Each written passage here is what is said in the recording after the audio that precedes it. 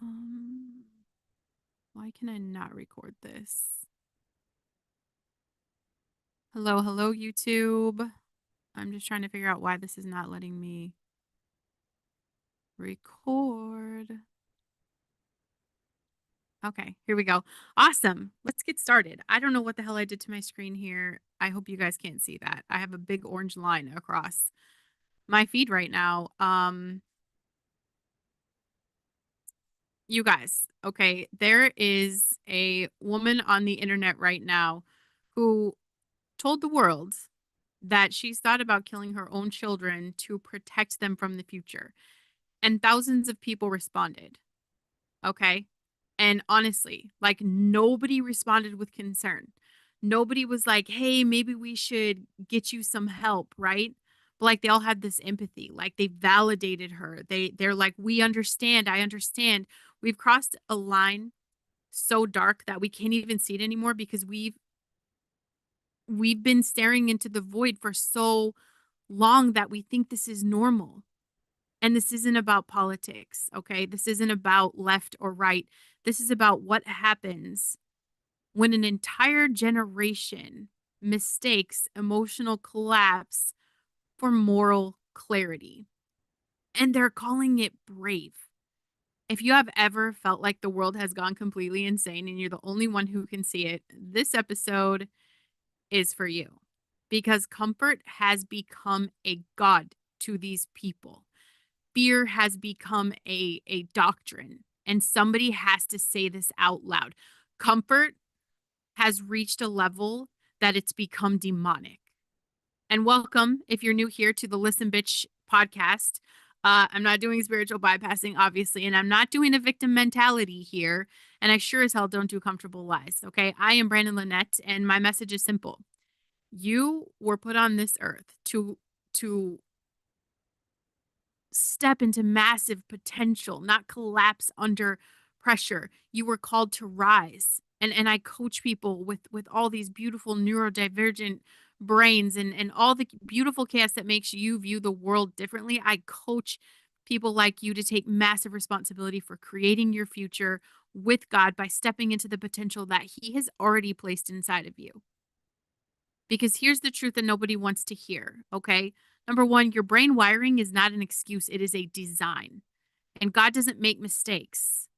I know that people like this lady, this young lady here who wants to kill her kids out of an outrage of whatever entitlement that she's fucking got going on in her head.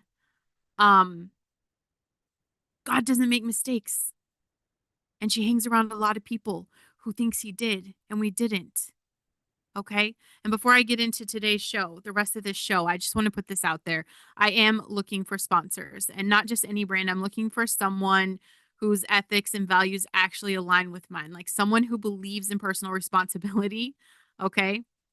Truth over comfort and empowering people instead of coddling them. So if that's you or that's someone you know, please reach out. I want to build something that actually matters. Okay. But today I really want to just talk about what happens when comfort becomes the highest value in your life.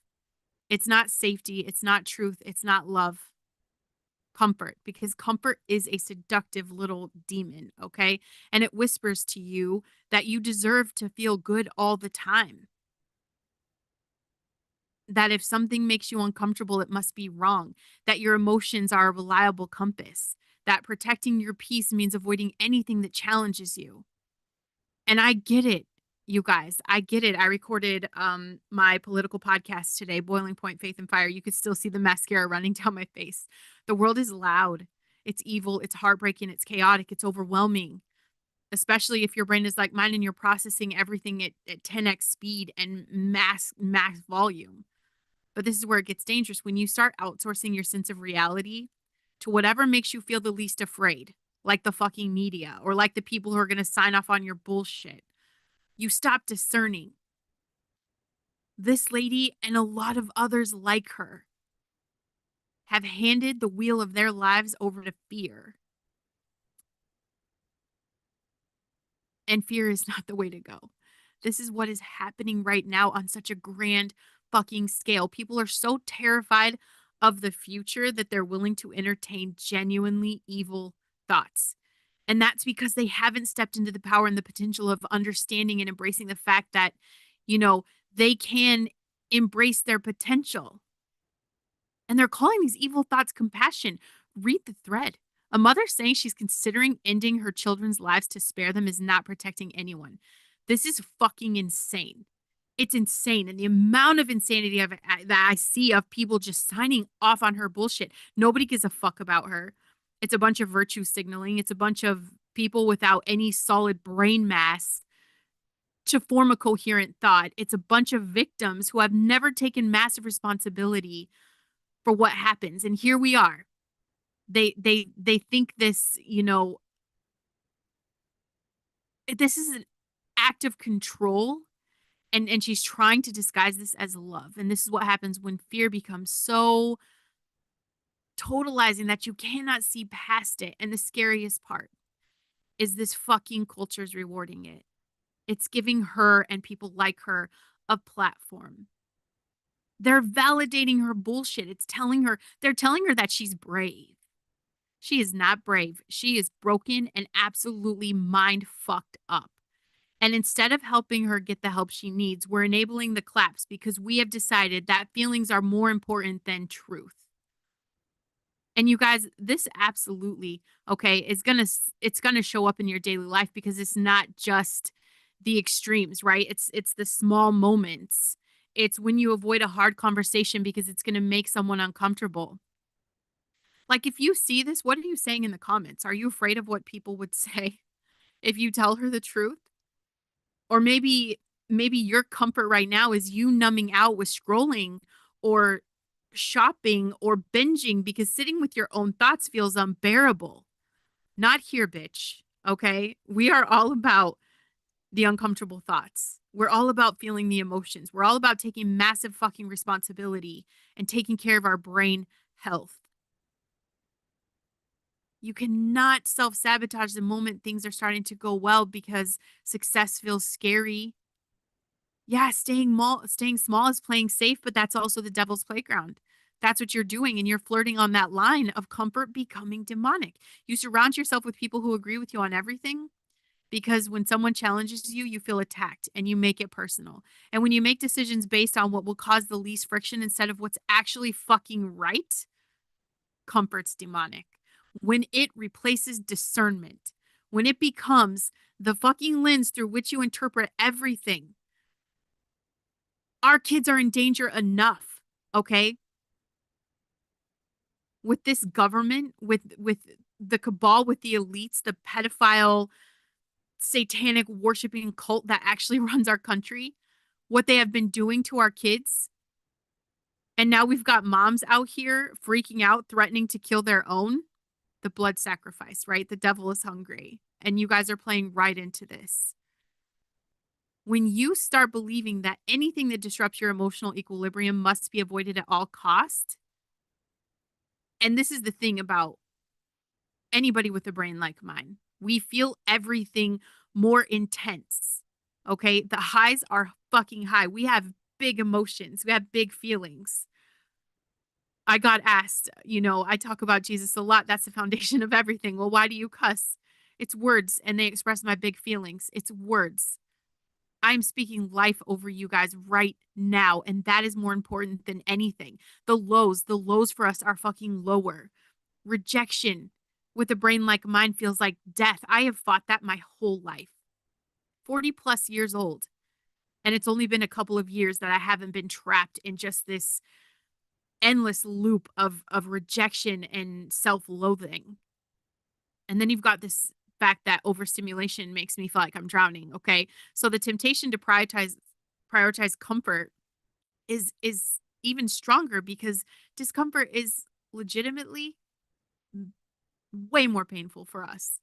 But that's exactly why we can't afford to worship it. Because if you let comfort become your God, you are never going to do anything hard. You will never grow. You will never fulfill the calling that Jesus put on your life. And make no mistake, he called you. He did call you. He did not die on a cross so you could spend your life avoiding discomfort. He didn't pay that price so you could collapse every time the world gets hard. He paid it so you could stand the fuck up in the middle of the chaos and be the light. And I know the world is super dark. That means you have to be super bright. And when this feels, it's times of uncertainty right now. Absolutely times of uncertainty. Nothing is guaranteed for anyone, and it never has been, except for death. Like, that's literally the only thing that is guaranteed, is that you're going to fucking die. What you do from point A to point B, I keep that between me and God, right? Because I don't give a fuck what you think. I don't care if you approve of my potential, but I know that I have to stand in front of him and I'm going to be held accountable for everything. So not only am I nurturing my potential, I am making sure that there's not a person that crosses my path that doesn't know what's possible for them too. Yeah, the government is fucked. Okay. They don't care about you. Elections, stressful. There's a global crisis. Okay. AI is taking over the fucking planet and nobody's talking about it. Okay. There's still children being used. Adrenochrome is real. We're eating humans. I mean, there's a list of things that are absolutely fucking happening all around us. And it's going to destabilize your sense of control when you focus on all of these outside things. And that's when fear rushes in, okay? And this is the devil. And the devil is like, you need to protect yourself. You need to make sure you're safe. You need to do whatever it takes to avoid the pain. And that's where, if you heard my show yesterday, I talk about soft Christians. Okay. A lot of fake ass people out here just avoiding pain, avoiding responsibility, avoiding standing up when we're literally called to call out evil. That is biblical. That's not Brandon Lynette on the Listen Bitch podcast telling you to do that. That is biblical. If you are not grounded in something bigger than your feelings, you're going to listen to that fear every time it talks to you. And you're going to spiral. And you're going to make decisions based on worst case scenario thinking. You're going to sign off on other people's bullshit. You're going to start a whole trap loop of woe is me, I'm a victim, the world sucks, and you're going to, catastrophize everything. You're going to look at the future and see only darkness because fear has convinced you that the only rational response to uncertainty is fucking collapse. But this is what fear does not tell you. Collapse is not protection. You're surrendering. I've seen so many people in this mindset that have surrendered over their agency to the worst possible version of the future that hasn't even happened yet. Like, these people are living in a prison of their own imagination. And the truly demonic part is that to them, it feels righteous. It feels like they're being responsible, like they're being realistic, like you're protecting the people that you love, but you are not. You're teaching them when shit gets hard, the answer is to fall apart. That the media is who you worship, that you listen to everything they say and everything they've put out when it's been apparent that we've been useful idiots for decades. You're modeling fear-based living for everyone. You're showing everybody that feelings are facts and comfort is king. This is a slippery slope. And none of my listeners, I'm not going to let you go down like this. Break out of this. You have to name the bullshit. You have to look at your own life and you have to ask, where am I prioritizing comfort over truth? Where am I making decisions based on fear instead of faith? Where am I letting my emotions run the fucking show instead of using them for what they are, which is just data? It's just information. Your feelings are not the enemy. It's information. But they're not infallible. They're not God. And when you treat them like they are, you end up in a very dark place very fucking fast. You need to build discernment. And discernment is a muscle. I am barely just coming into like a solid level of confidence when it comes to my discernment. I hear it, I feel it in my body. I read the Bible every day to make sure that my discernment is aligned on the right side. On the right side of the split that is happening in the world today, in the spiritual warfare that is happening all around us. It's a muscle. It is not something you either have or you don't. It is something you develop by consistently asking. Ask better questions. I ask myself all the time, is this true or does it just feel true? Is this true or do I just want this to be true? Because I can't understand the alternative if it's not. Is this wise or does it just feel safe? Is it loving or is it just feeling comfortable? Am I acting out of conviction or am I reacting out of fear? And the hardest part of this is that sometimes the right answer is the one that makes you the most uncomfortable. And sometimes the truth is the thing that's going to disrupt your peace. Sometimes love requires you to do the hard thing, to say the hard thing and to stand in the gap no matter what it costs you. And yeah, it's cost me. It still costs me. And at the end of the day, everything I lose, I look back and I see how much closer I am to gaining a life after death. You have to stop outsourcing your fucking sanity. Can you please stop letting TikTok and the fucking internet tell you how to feel? Stop letting the news cycle dictate your emotional state. Stop letting people who don't share your values shape your worldview. You have to curate what you consume. You have to protect your mind like it is the most valuable real estate on the planet because it is. If you're filling your head with fear porn and rage bait and performative hysteria, that's what you're going to produce. Garbage in, garbage out. And you cannot afford to be passive about what you're allowing in your mental and your spiritual space. You have to do the next right thing, not the big thing, not the perfect thing, the next right thing. The person in front of you who needs help, the conversation you've been avoiding, the boundary you need to set, the responsibility you need to take, the apology that you need to make, the lie you need to stop telling yourself. You don't fix the whole world.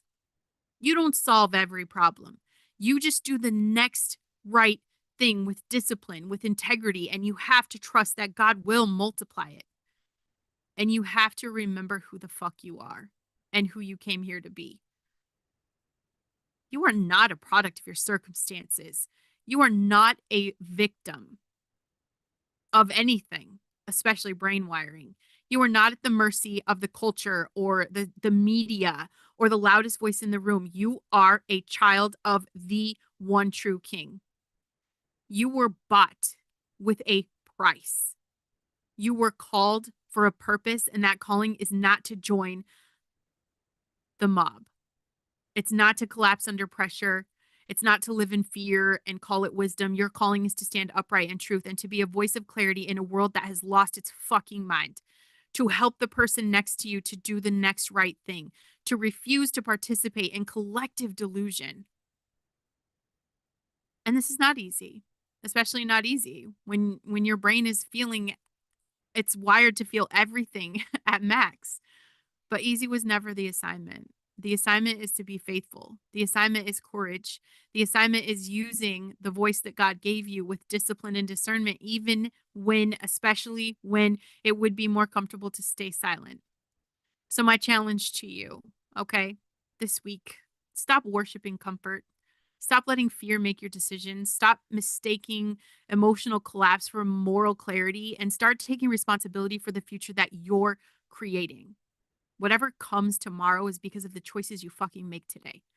And it's not going to be because it's easy and it's not going to be because it feels good, but because it's true. And Jesus didn't die so you could spend your life hiding. And for the love of all things holy, stop signing off on other people's bullshit. If you love your people and they're struggling with batshit ideals like this lady, really, if you're struggling with telling them the fucking truth, you have a problem. If you love them, you're going to tell them. If this episode landed for you, do me a favor, like the show, subscribe wherever you're listening, leave a written review. It actually helps more people find the message. And if you want more, and I mean more, head over to my website at brandonlynette.com, sign up for all the things. Okay. Listen, bitch, I've got resources, books, coaching info, and truth that you're not going to find anywhere else. Also, make sure you are subscribed to my YouTube channel where you can watch the full video version of this episode. If you guys are listening on Apple or Spotify today, I learned a new trick.